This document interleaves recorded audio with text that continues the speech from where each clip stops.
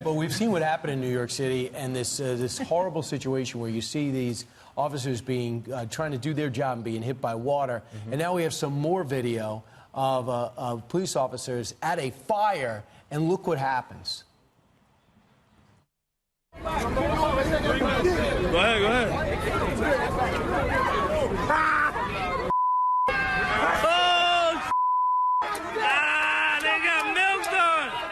Wow, so all these firefighters show up to this fire in the Bronx. It was on the 6th floor. It was on Tuesday, 5 o'clock. The police had evacuated the building. Everybody was outside. Apparently, things did get rowdy at one point, and a lot of people had milk there. And the reason, apparently, they had milk was a resident told the Post people had milk because the cops were pepper spraying everybody. The police have not said whether or not that did happen.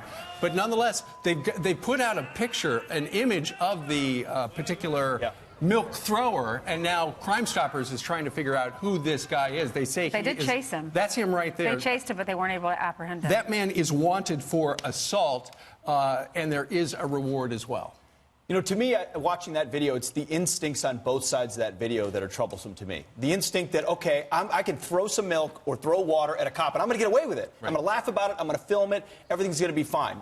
And then the instinct on the other side of these law enforcement officers just trying to do their job, who ultimately are kind of resigned to a reality where these types of things are happening to them, whether it's water or milk, because they don't feel like they can crack down the way they need to create an environment where a new normal is created, where law enforcement is respected. So, yeah, they did chase him down eventually, but that's the kind of thing where it shouldn't even be, you shouldn't even think about the ability to do something like that. And the minute it happens, it's responded to immediately. And that's not the officer's fault. That's the environment of a lack of leadership that so-called presidential candidate Bill de Blasio. You know, the conversation in this country has really changed. You have lawmakers that are going to restaurants, they're harassed with their families, and they have to think, okay, wife, husband, how do we prepare for this if we get into this situation? You have firefighters, you have police officers on the street. They have to think, what do we do when this happens? And how did we get to that place? I don't know. Look at the Post. New York Post says, "How dare you?"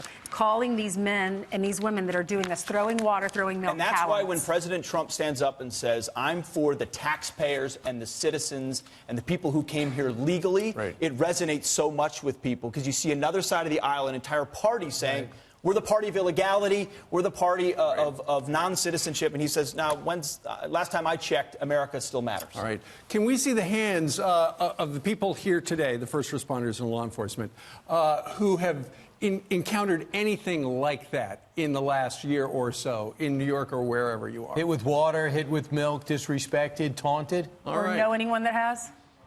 Well, that's good. All right. Well, let's talk a little bit about just generally, who would like to talk on TV right now? I would imagine everybody. Where's Gerard? Gerard's over here on the end. All right. Gerard, good morning to you. How are you? All right. Hey, what do you make of the fact that, first of all, what did you think of the video where the police officer was pelted with milk now?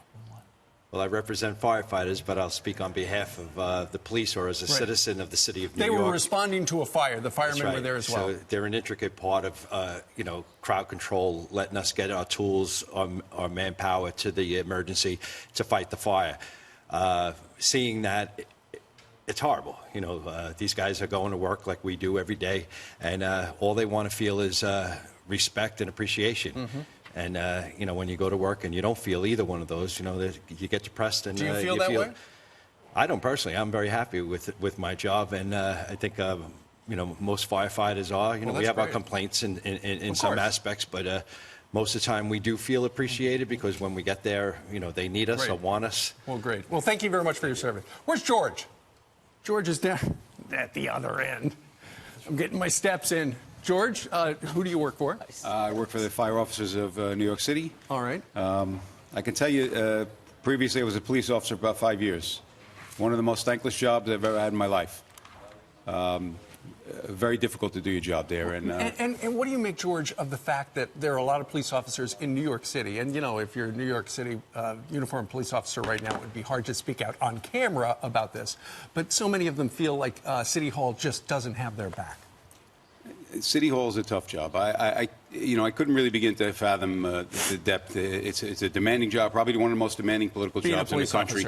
And being a police officer, in my experience, you are looking over your shoulder in every direction.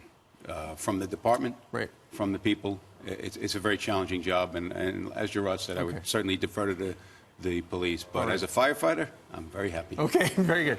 Bobby? Bobby in the front row? Hey, how are you? Stand up, sir. How are you? Also, fire guy, right? Yes.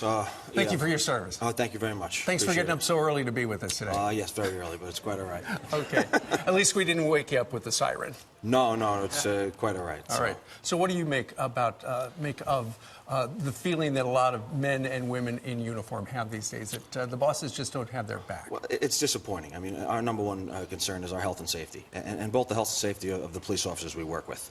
You know, we work side by side with them every day.